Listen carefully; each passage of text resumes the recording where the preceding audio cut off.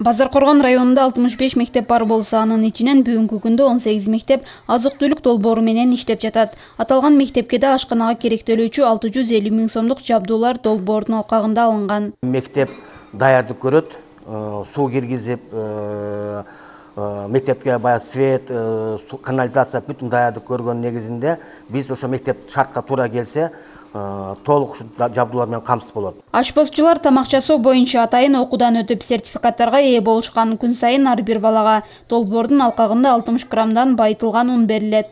Балдар ысык тамакты жакшы көрүшөт. Бүгүн мына манный каша берип атабыз. Мисалы, бир жумада бир жолу неме беребиз. Коюу тамак, эки жолу суюу тамак беребиз. Мектепке долбоордун негизинде күнөзкана курулган. Ага Базаркоргон айыл аймагынан жана ата-энелердин салымы бар. Учурда жашылча жардемиштери эгилген. Мөмө-жемиш жетилип бышкан соң окуучулардын тамак ашына кошулуп берилет. 30 түп мана лимон эктик. Панфилов Бүгүнкү күндө 30 түп лимон эктик. Панфилов сортунан. Чоңоюп жакшы болуп калды. Анан калган жерлерге пияз, редиска бар эле. Алар бышкан соң мугалимдерге жана башкаларга сатып, мектепке 2000 сомдон ашык киреше киргизип койдук.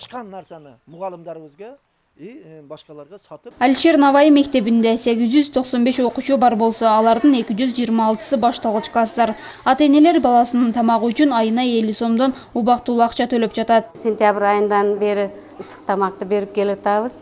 Балдарга сентябрь айынан бери ысык тамактар берилип келет. Балдар түрдүү ысык тамактарды жана пирожныйларды жешет.